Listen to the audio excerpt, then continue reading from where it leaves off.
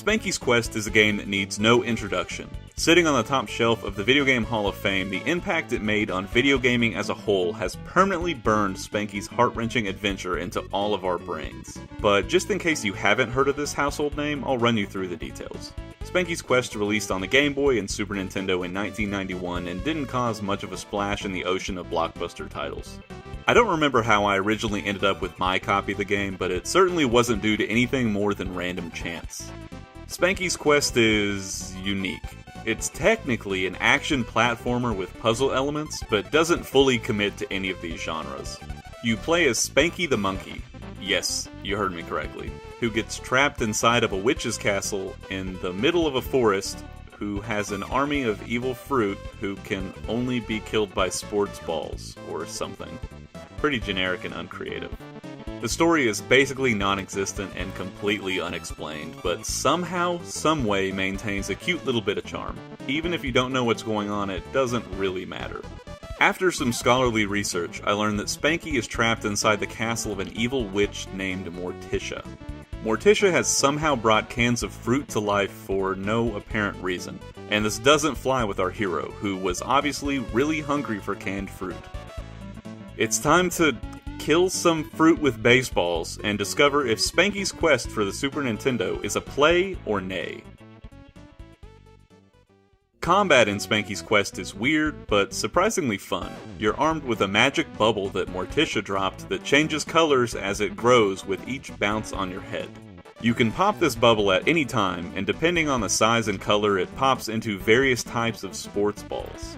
An unpopped bubble only stuns enemies, while all of the sports balls kill the fruit monsters. Each type of ball has a different method of literally raining death upon your foes, and are helpful in varying situations. Your base attack from a blue bubble is a single small baseball, which is good for a quick snipe or a desperate option. With one bounce on your head, the ball turns green and will pop into a short snake of soccer balls, which arcs down and is much easier to land than the baseball. Another bounce and the ball grows larger and turns yellow and will pop into a volleyball. If the volleyball makes contact with an enemy, it multiplies and spins in a single area, racking up huge damage on bosses and destroying any enemies in the area. With one more bounce, the ball reaches the maximum upgrade, turning red and exploding into a wide umbrella of huge basketballs, which, as everyone knows, is a nightmare for living fruit. This move is a great way to clear a room without having to aim much, but requires the time to bounce the ball a few times to set up. Spanky's Quest is divided up into 5 bright neon worlds, each with 10 stages, a boss battle, and a few secret bonus stages. In the Game Boy version, you cleared each stage by killing all the enemies, but in the Super Nintendo version you have to find the required number of keys to unlock the exit door. These keys can be found laying around the stage or picked up by the fruit monsters, who you then have to kill to reclaim the stolen key.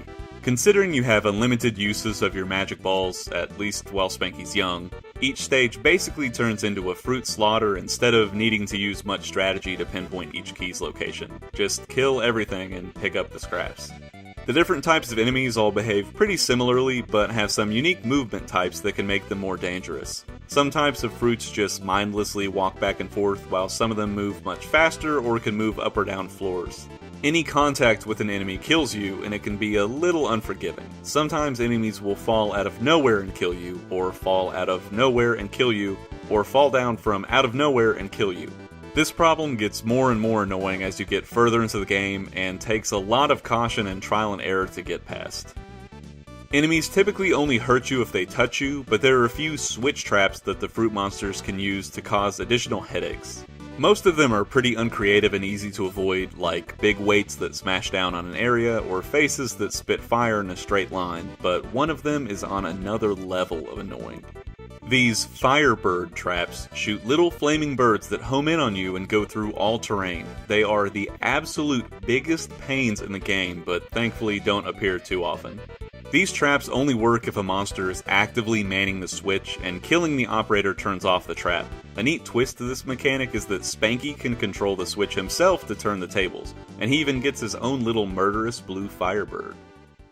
Stage design is solid, and the stages keep getting larger and harder the further you get in. Stages have moving platforms, little booster pads that I would totally use in real life, and even cannons to blast you back and forth. While none of these are terribly creative, the fact that enemies can use them adds a little more depth, though once you've died 10 times from an apple nailing you from a cannon, you might disagree. There's also a primitive but cute item system revolving around hats that Spanky can wear. There are a total of 5 different hats that you can find that serve as power-ups for the stage you grab them on. There's a winged hat that makes you run quickly and prevents you from slipping on ice or other types of slippery floors. Then a spiked hat which absorbs 1 hit from a fruit monster and kills the enemy you touch. A top hat that makes you look like a boss, and also powers up your bubbles to the max level with a single bounce. A straw hat which lets you glide down slowly and go whee!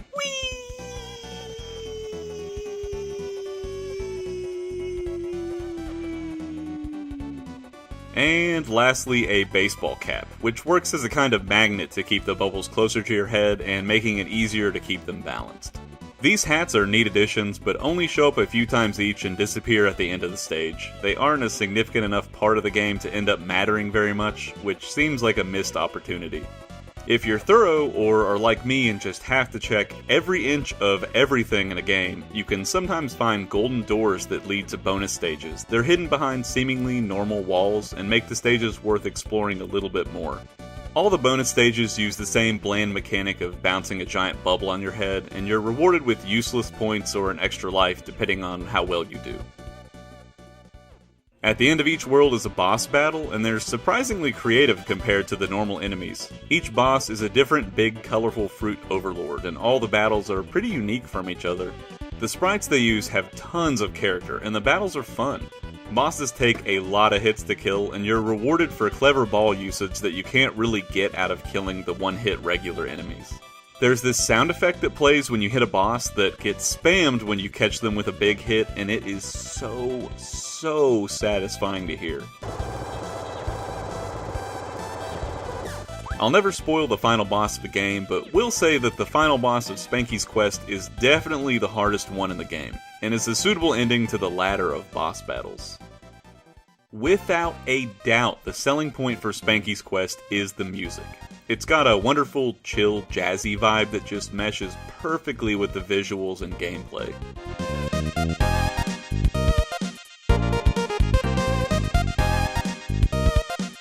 It adds so much personality to the game that it nearly defines the game by itself. I tried playing it for a few minutes with the game muted, and it just doesn't begin to feel the same. Each world has its own track, as well as a bonus stage theme and boss theme. It might not sound like a lot of variety, but with the quick pace of the game, you won't get tired of any of the songs. Spanky's Quest isn't exactly what I'd call a hidden gem, but is an hour or 2 long adventure that presents some chill tunes and a good time. It certainly deserves more attention than it received, and is a solid choice if you want something casual to fill a few-hour gap.